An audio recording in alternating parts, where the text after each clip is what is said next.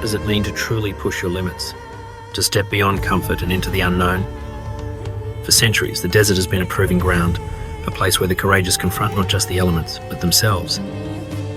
This is the story of three individuals who chose to embrace one of the world's most formidable challenges. Under the guidance of Damien and the Ironmind Institute, they embark on a transformative journey, uncovering the resilience of their bodies, the boundless potential of their minds, and the profound depths of their spirit. Together with 14 others, they prepare to face the ultimate test, the toughest foot race on Earth. This is the road to the Marathon des Sables.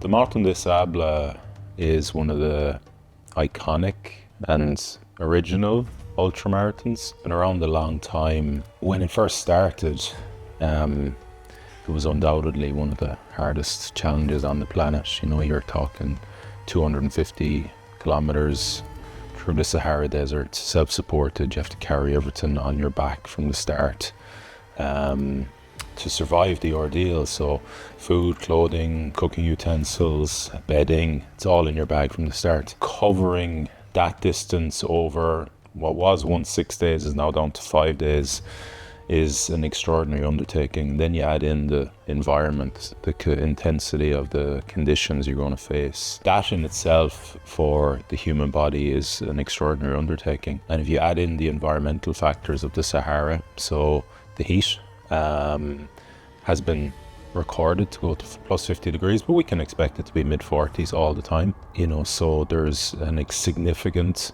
challenge dealing with that while trying to cover between 35 to 85 kilometers every day. Having the opportunity to traverse 250 kilometers of the Sahara Desert is an extraordinary privilege. Like, you know, when you get to experience a night running through the Sahara and the environment of the dunes and the shapes of the dunes and how they kind of create this beautiful journey, if you want, through the desert. And then you add into that the night sky, which will be like, you know, an extraordinary thing to witness, like so far from light pollution and more stars than you can ever imagine. So that, like, in itself is an amazing part of it, right? There's incredible challenges, of course, with the Sahara. Something as well with the race is that I feel needs to be mentioned is its history. You know, it's been around since 1986, I think. Patrick Bauer was the founder of it and has created this incredible, almost like cult experience. Been around so long, you know, like before running really became a kind of modern phenomenon. You know, this thing was happening in the middle of the Sahara with only a handful of people. 2025 will be its 39th edition, and that's an extraordinary thing, like, for it to last that long and have this almost like cult-like following and community around it that attracts, you know, 1,000, 1,200 runners every year. Because this concept, this original one, has such an amazing kind of origin story. I think that's what, you know, attracts people to it. And it gives people such an amazing experience, you know, that will last within them for the rest of their lives.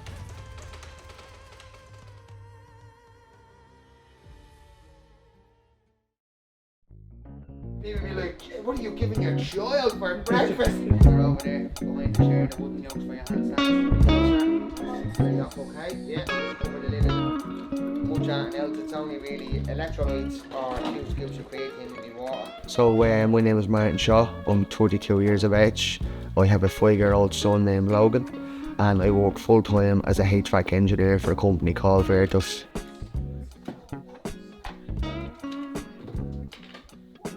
I'm a very outgoing type of person, very bubbly, love to crack, And then, yeah, I was a bit mad in my earlier days, and I think you kind of need that type of madness in order to be doing these type of challenges in some sort of way, you know. So, yeah, that's about it.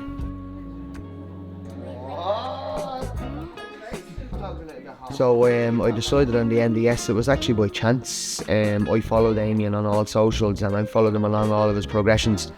And I just seen on his Instagram story that he had would you like to take part in the toughest race on earth? And I don't think when I see these type of things, if I get an instinct to say yes, I just say yes, because I'm a procrastinator.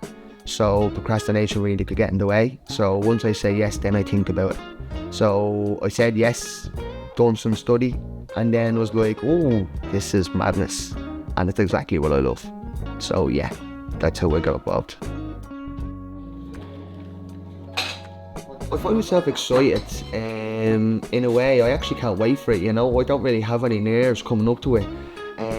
The training is kind of keeping you in check towards that, you know. There's a lot of harder days that's going to push us towards them days and really get us focused in for when we go over to the desert and have to overcome what we're going to go through, you know. So yeah, but I'm very excited, can't wait for it.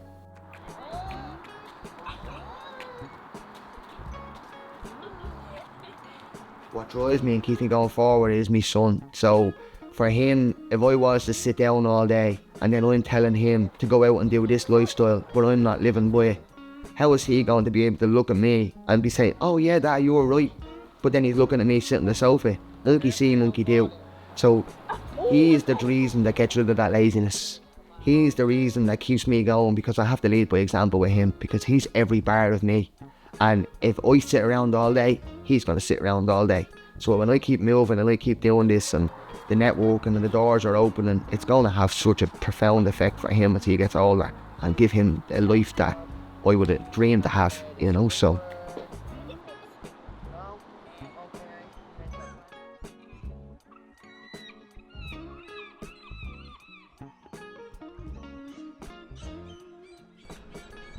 So listen, my name is Jason Kane. I'm 39, I'll be 40 in a few weeks. I'll be 40 by the time I get to do the MDS. I suppose, what do I do? My dad, husband, gym owner, coach. Kind of have three businesses within the kind of fitness industry space. So we kind of got a gym that we're in at the moment, and the type of people we train are mostly men and women over the age of 40 who are really looking to get more living out of life. Lifting weights isn't necessarily the most favourite thing to do. We also got a training academy where we train people who want to become trainers in the fitness industry, and then we kind of have a mentoring business which helps people set up their own businesses then once they're qualified. In terms of me, why did I want to do the MDS, or why did I want to do some challenge like this? I think always in terms of exercise has nearly been kind of a bit of a cornerstone habit for me. I'm probably the type of person who likes a lot of control and a lot of discipline in my life, and exercise has always been that. So when I was younger, I used to do martial arts and boxing and kickboxing and karate, and that was very disciplined, and then everything else in life like college or work would kind of get bolted around that. The fact that I'm going to be 40 in a few weeks, can't afford a Porsche yet, so I need some sort of midlife crisis, right? I need to do something and use that experience as a kind of anchor point, as a center point to kind of focus on, and then box off everything off else within my life. The type of person or the type of people who can achieve something like this is who I would like to aspire to be like. So all those kind of things combined together, I think, have kind of gravitated me towards doing something like this. And then I seen Damien, he put something out on social media, said, hey, listen, I'm looking for 20 people who want to do this event. And I was like, oh shit, everything just kind of came together all at once. And that's kind of why I said, hey, listen, I want to get involved in this, you know?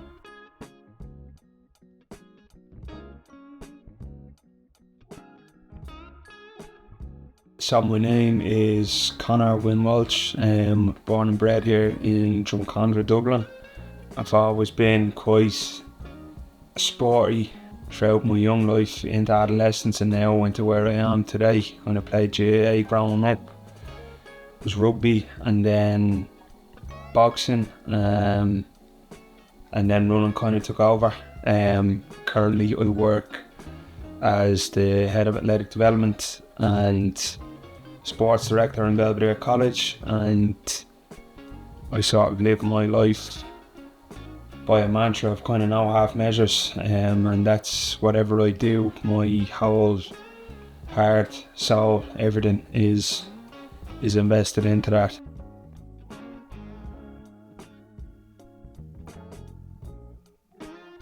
If you're to ask why I decided it, my interest with it kind of got sparked off when I heard about it a year or two ago. Then I saw I'd follow Damien anyway.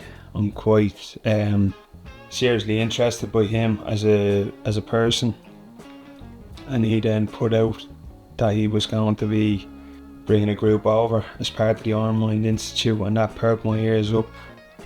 I got onto him straight away, probably wrecked his head. I was messaging him saying, please let me know, I want to be a part of this, and it just lined up that way, that it was something I wanted to do.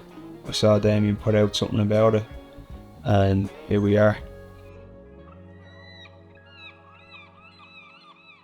You know, I sincerely believe in living courageously and putting yourself out into the fire of life, if you want, and learning through that experience, throwing yourself into it. And this is something I deem that to be, you know, stepping into the unknown. What the hell is it going to be like? What the fuck's like 257 kilometers across the Sahara going to be like? And despite all of that unknown, going for it. So I completed the MDS in 2016. I think it was the 31st edition of the race. And I had retired from rugby about 12 months beforehand. I'd retired injured with a knee injury. And that was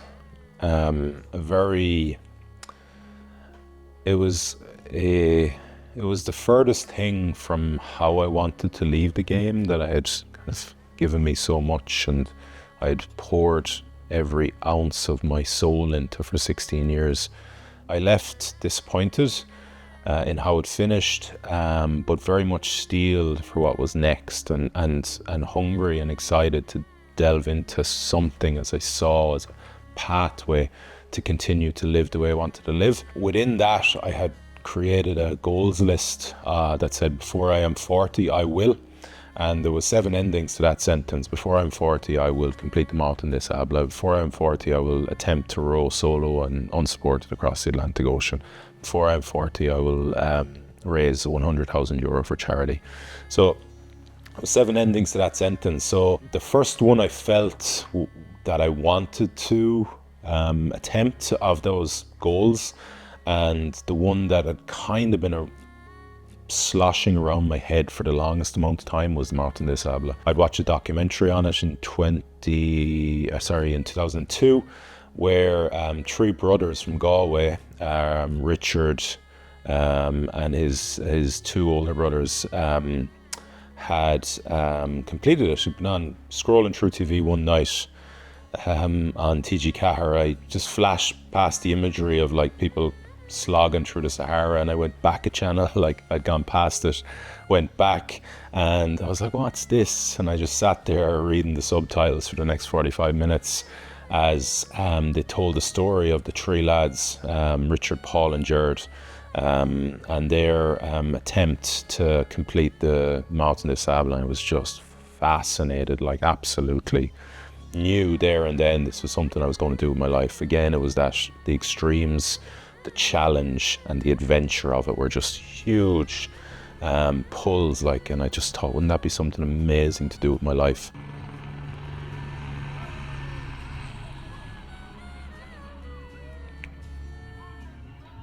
The very first training session I did to run 250 kilometers through the Sahara Desert was little 25-meter jogs. So I went up to the pitches in Renmore in Galway, and just to test where my knee was at after taking a break from any sort of physical endeavour after retiring. I was just like very tentatively exploring where I was at, and I just went up and I jogged 25 metres and walked back, and jogged 25 metres and walked back, and did that 5 or 6 times just to see where I was at. So that was the first steps, literally, after the commitment in that journey. And thankfully my knee held up. My knee felt good that first day. And you just slowly built into it, and then I got to a point where there was almost a tipping point, and then I could really start to train properly as the knee was in a good place, and and put myself in a position to take on the race.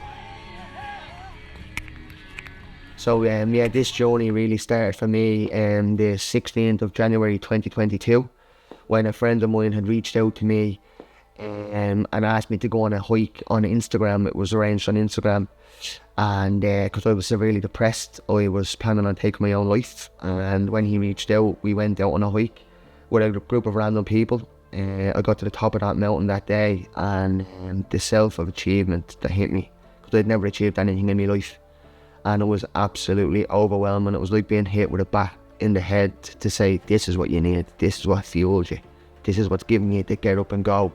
And ever since then, it's just been ticking the box, and where can I go next, what's next, and it's led me to here. What I want people to get out of my story, more than anything, is that you can come from the absolute depths of depression. You can come from the absolute depths of anxiety, procrastination, literally from when you're really, really, really that bad that you want to take your own life, and that you can change. I find myself staring down the Marathon des Sables straight bang smack in the eyes, like, come on, let's go, with immense amount of excitement, because I can't wait to just learn about myself and go to the well and go into the depths of my soul and see what's there. I'm doing it in aid of actually the Gavin Glynn Foundation and Mental Health Ireland. So there would have been a student in my class that passed away, and on one hand it's in dedication to those that are no longer with us and those of us that have been or are in mental health struggles. So this is for me, but it's also for them, and I can't wait to get stuck in. It's very important for me to champion that human spirit of never giving up, and that's why I like putting myself through those challenges. Hopefully that can rub off on other people. And coming back to the driving vision, Damien said it was very important to keep in mind that it can be in reference to your former self, to your future self. Like, I probably would have been not compassionate to maybe my former self and saying I was a quitter or I'd given up at certain stages, but I'm still here. So that's, you know what I mean, I'm still going, and I'm going to keep going and won't stop. So that's, I'm not sure if I've answered that, but that's what drives me. I think, so probably from a young age, there's probably a bit of me which is quite inquisitive. Like, if I seen a mountain, I'd be kind of like, oh, I wonder what's on top of that mountain, or I wonder what's on the other side of that mountain. And then you might climb it and you get up there and you go, oh fuck, there's another mountain. I want to try and get that. So there's a little bit inside me that is very driven and very motivated to do things, to achieve things. I mean, I think some of that probably comes from, some desire to prove yourself in some way, shape or form. And that's a kind of double-edged sword, because I mean, in proving yourself, definitely you can achieve things, but then sometimes you might have to step back and say, well, who the hell am I trying to prove myself to, or what am I trying to prove myself against? So I do know kind of intrinsically inside me, there is this need to achieve, there is this need to be driven, there is this need to kind of prove myself in some way, shape or form. And I think these physical events are probably one outlet for that. They're one outlet for that kind of aspect of my personality, but they're also one outlet for the kind of challenge aspect of my personality. And if I was being really honest and kind of mature, I can look at things and realize that I'm so competitive that I can set up competition with people around me. Okay, and people might even fucking know I'm competing against them. Somebody's running in front of me, I'm going to try and run faster than them. If somebody's cycling in front of me, I'm going to try and cycle faster than them. And in some areas of life, that's not an issue. But then you work with people and it's like, oh shit, are you trying to be competitive with them? And that can have, positive and negative consequences or outlets. So I think doing something like this is a very constructive outlet for that competitive side of my nature, if that makes sense.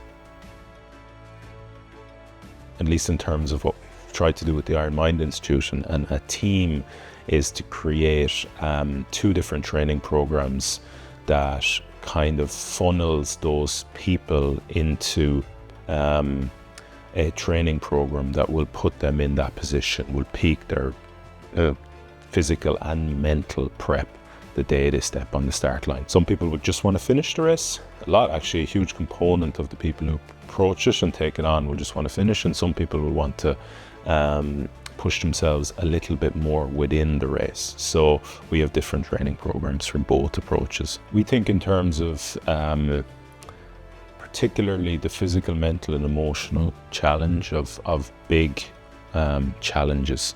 And we design our training programs our preparation programs are designed to prepare somebody using physical endeavor in all of those three levels, if you want, three spheres of physical challenge. So the physical, the mental and the emotional. Mental and emotional are very linked, but we have integrated frameworks and methodology within the physical training that are aligned with what we're doing and preparing ourselves mentally while we're doing the physical. Just before we found out that we were going as part of Damien's crew, one of the students in my class, Daniel Sampson, passed away after a battle with cancer, and the strength, the resilience, the perseverance and the compassion he demonstrated, that exuded out of him in spite of his own circumstance and situation, that drives me to keep going, because as I said, I'm fortunate enough to have the opportunity to do this. And now there's people out here that it gives anything to be in that position or just to have another day, and I have the gift of that, so I'm gonna live those days intensely. Major goals that we've set, obviously, one is to complete the marathon, the Sables. 2 is to raise at least €30,000 for the charities that I've chosen to do this adventure in aid of, the Gavin Glenn Foundation, which supports families of children fighting childhood cancer, and then Mental Health Ireland, which is the national mental health charity here in Ireland. And the third overarching goal I have is to live this experience. I want it to just solidify that presence of just living, to be quite honest with you, and fully immersing myself in every activity that I do, every relationship, every interaction that I have.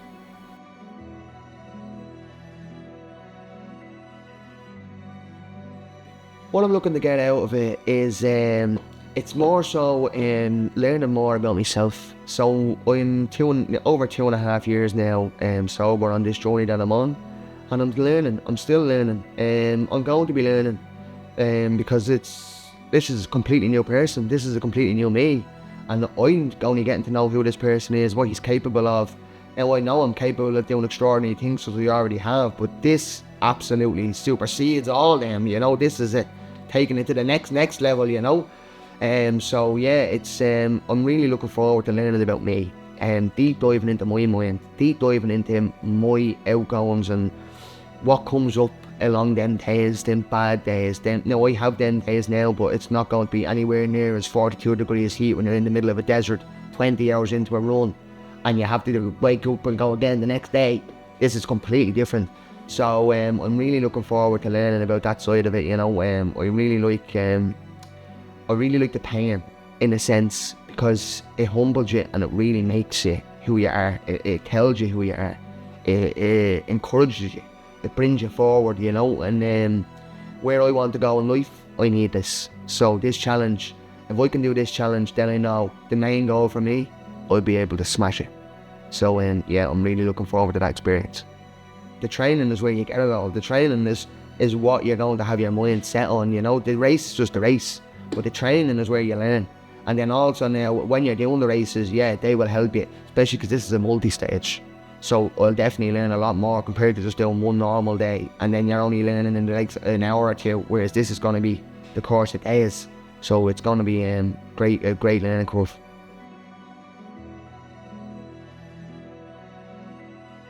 I think for me, like the most exciting thing about doing it is kind of like, is the training and the learning. So it's like what I'm going to learn about myself, what I'm going to learn about training, because the way, I kind of already touched on this, but the way I'd approach these types of things is, say, I've got a challenge or I've got a problem to solve, and then what do I need to know or what do I need to learn to solve this problem? So for me, like lifting weights and all that aspect, super easy. It's something that I'm super comfortable with. Getting fitter, super comfortable with it. But now you're kind of going, well, all right, it's not just about, running a 10K or even running a 15K. It's like, oh shit, you're going to have to run like, or walk, 20, 30, 40, up to 80K in one day. And then you're going to have to do that multiple days. So now there's a whole host of different aspects of training that need to be looked at. There's a whole host of different aspects of nutrition that need to be looked at, because again, to help somebody lose weight would be super easy for me. It's something that we do every day. But the fuel for an ultra, it's like, whoa, all right, we've got something different now. So that idea of learning, about the process of actually doing it, but then also learning about myself. So every time, you show up to train, how you might train, if you're organised, all of these things are going to be super important. And again, I realise for myself, when I'm organised and structured, it's when I do really, really well. And in order for me to do well in this event, I've got to be organised and structured, whether that comes to food, nutrition, training, obviously, organising work and family and life. So those things, that structure and that organisation, it probably has something got to do with what I said earlier about liking to be in control of my surroundings. I think all those things kind of fit well into my personality, if that makes sense. The other piece, I want to raise money for a charity, which is kind of close to my heart. So 2 years ago, we found out that my daughter, like Kayana, she's 7, has autism. So for me, when we first kind of found out about this, and even, I don't really like talking about this because again, some of the language that I use, and it's still all fairly new for us. And what does it mean, or what might it mean as she grows up? I don't know. We don't know. But what I do know is that, like, for anybody who's in a situation like this, the help that's out there is very, very hard to get. And we were in a very privileged position where we could go and get an assessment and private, and the school is able to help, and we're able to get external help outside of the school. But there's so many families that are just stuck in situations where they can't have help, and they have to wait for the government, and it could be years and years and years. And there's a charity like Neurodiversity Ireland, which are in Blackrock, and the AAA Alliance, which is in Bray. So I want to raise money for them because they help families in a similar situation and put on things for kids. So this is kind of, in some ways, my way to kind of give back in some way, shape or form. So we have, in terms of that mental piece, we have developed methods that have been tested in some of the most extreme, if not the most extreme environments on the planet, over long periods by me as a human guinea pig. And the main one that we share with people and try to teach them is the 4 controllables method. So that underpins a lot of our mental preparation, and as I said, that is integrated and aligned into the physical training. So when these guys approach certain training sessions within their program, we pre-prepare them mentally for the training session. That's a big component of the 4 controllables, at least the practicing of the methodology.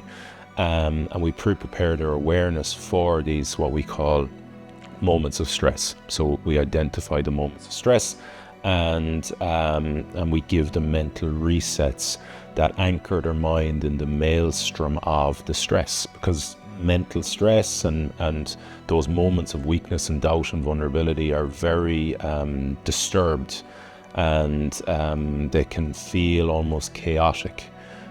So you need to be able to anchor onto something mentally that leads your mind back to focusing on something that's within your control, and action, a specific action that's within your control. So that's what we teach our athletes, that process, that practice process throughout their training. so that when they experience a similar state in the Sahara, be it from the endurance, be it from the heat, be it from the overwhelm, be it from the psychology, at least how they set up their checkpoints, and how they try to fuck with people's head, and how your head's going to be fucked with anyway. So when they experience that, they know exactly how to redirect away from it. So the training now, it's been so different. So I've done marathons and ultra and cycling and stuff like that.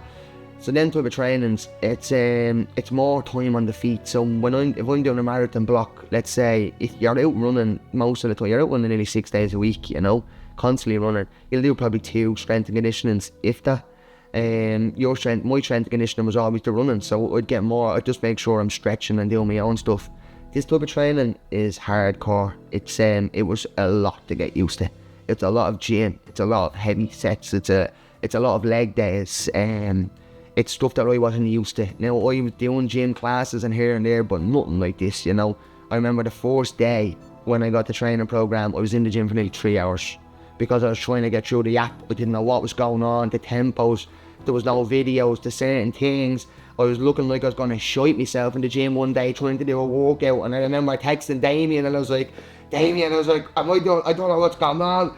And then he was getting things set up, so there was a lot of back and forth the fourth week, you know. But it was phenomenal to get that, and it's great learning curve for me. It's phenomenal, you know, because it's a lot of tempo, it's a lot of slow, it's a lot of hard ruling training that I'd love, and the strength I can feel in myself now since I started. Oh my God, it's like night and day. The difference is like night and day, you know. It was very, very, very tough. And now it's still tough, but I'm starting to enjoy it now. I like the pain now. Whereas before I was questioning myself, man, this is hard. This is very, but am I going to be able for this training? And as Damien said it, you're going to be training like athletes. There's no way around it. You're going to be like athletes.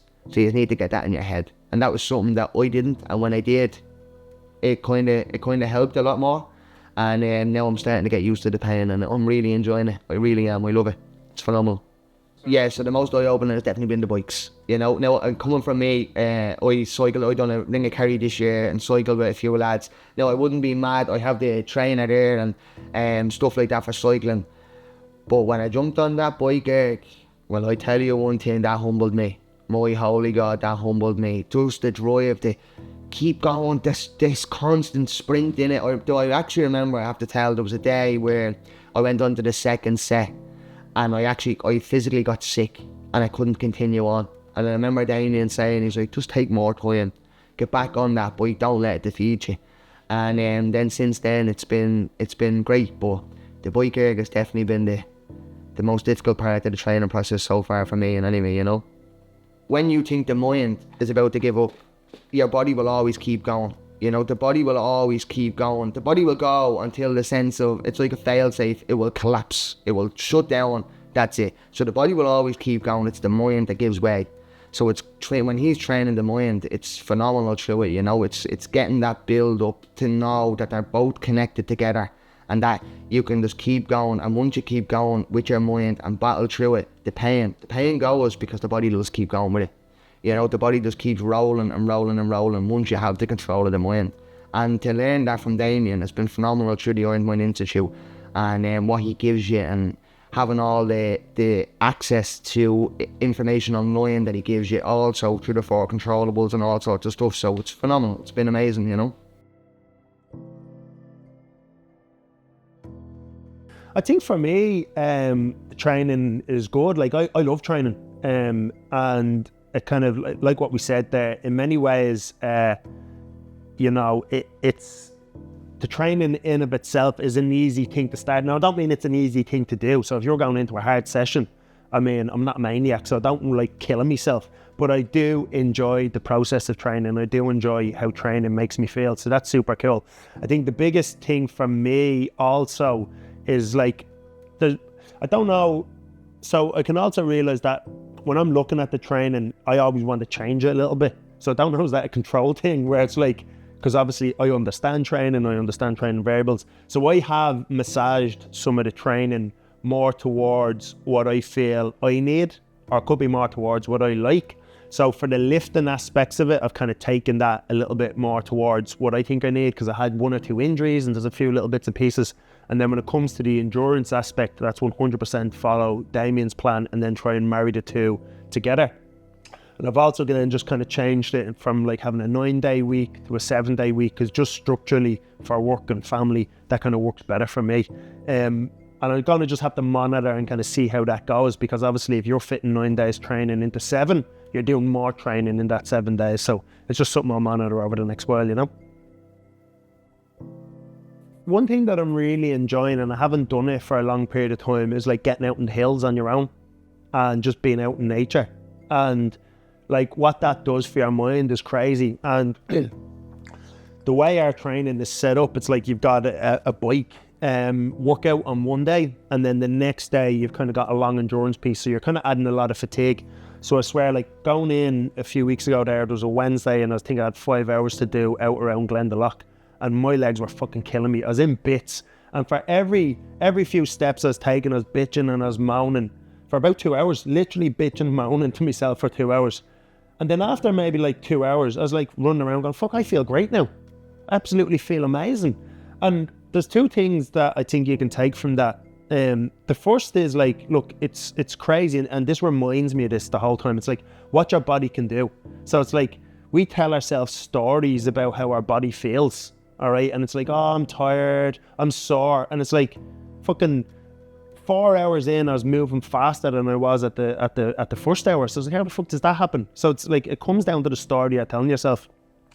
And then another piece of that kind of puzzle was, you know, how I know I approach things a lot is like, I go, oh fuck, this is going to be really hard. This is going to be really difficult. You know, oh fuck, I have to do X, Y, and Z. And if I can actually just pull back from that, and now I'm starting to change my mindset. No, I don't have to do anything. I get to do X, Y, and Z, whatever the workout is. Or this can be difficult, but it doesn't have to be hard. Does that make sense? So, and I suppose there's probably a subtle difference or subtle nuance between those 2 things. The process of doing the thing can be, you know, it can be painful, it can be difficult, but I think the hard piece is how you view it. It's a mindset that you bring into it.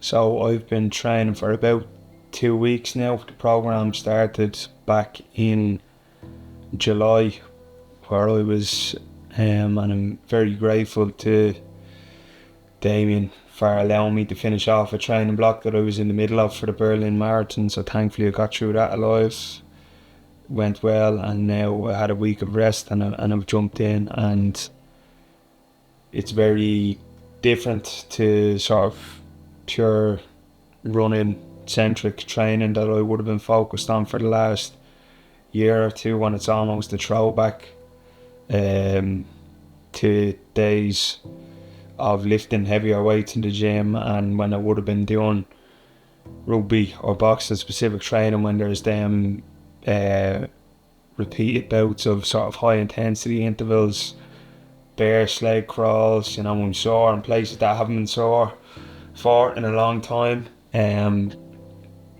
There's a place for going out and your mind could just be elsewhere, but this is a very intentional thing that we're trying to do. So I've enjoyed getting in that headspace for sessions.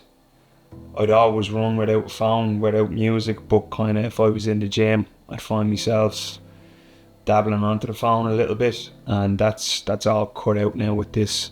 I'm really enjoying it. I was chatting to Damien actually after Berlin, and I would have used for a lot of the block really that 4 controllables method, because we started learning a bit more about it kind of around July time of this summer, and the prepare your awareness. So run that marathon in your head before you actually run it. Visualize those moments of doubt, that voice in your head coming up, redirect it, reframe it. I have a great phrase, befriend the demons. So recognise they're always there. I've had to put up with them a huge amount, and I think anyone who pushes their body to the extent that we're pushing it in the training and we're going to be pushing it in the desert, like those demons are gonna come up. But using that breath, the self-talk, your effort, your body position, using them as anchors, things we can control, like that I've just found that so incredibly helpful. Like regardless of how tough it gets, you can control your breath, you can control how you're talking to yourself, your body position and your effort. I hope that we can increase their self-belief, their self-trust. So self-confidence to me is self-trust. How much do you trust yourself? I hope they have a little bit more self-respect. Again, same thing. Exposing yourself to those states and living in them and experiencing them and getting to see the worst side of yourself. Because none of these things are given. You know, you're not born with self-belief. You're not born with self-respect. You're not born with self-trust. You're not born with self-worth. So I hope they come out the back of this program with their eyes open to their extraordinary potential, a significant and sincere drive to kick on and to push for that, and the methods to do that. You know, a practice like the 4 controllables that can facilitate them pushing themselves past disempowering beliefs, pushing themselves past fear and insecurities and doubts that are part of the human experience and the human condition. And I sincerely believe that what we are giving them is doing that. So yeah, with Killary, I can't wait. I've stayed down there. I done the Connemara half marathon and I stayed in the hostel that's beside the Killary. And Logan actually stayed with me, and my ex-partner was with me that day. We went down. It's a phenomenal place. It's absolutely beautiful. And I love the hiking aspect because I actually want to do the 12 bends challenge. And we're going to be doing the horseshoe of the 12 bends when we go down. And that is one of the most beautiful places to be in Ireland, down there. And I cannot wait to go down. And also then to meet the proper team, all together.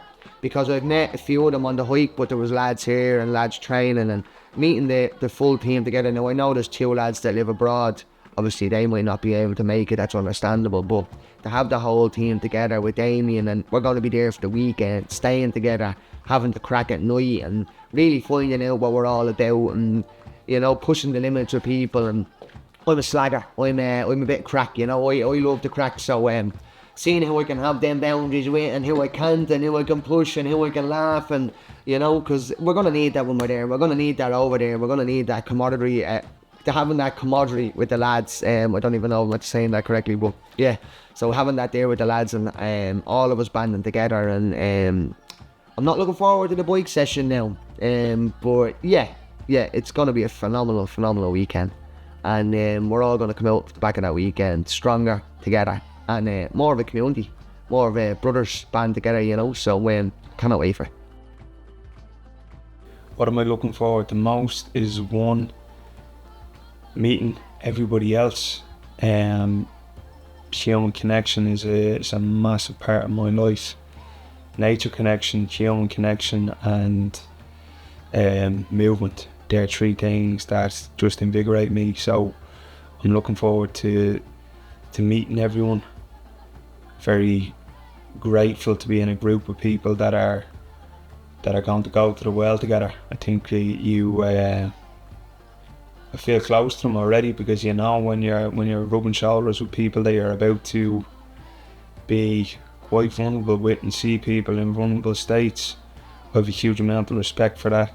So I'm quite close to those people already and they might not even know it, so I'm looking forward to actually meeting them in person.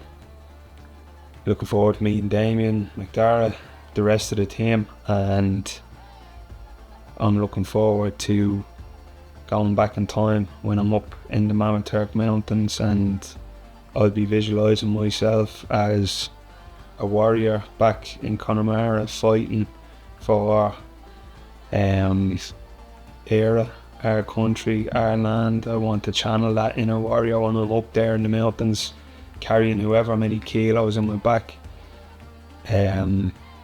yeah, I'm a simple person. I lead a simple life. I love stripping things back to that sort of primal nature. So I can't wait to get up the mountains in Connemara. I hope it's as wild as ever, and I can't wait to jump in head first.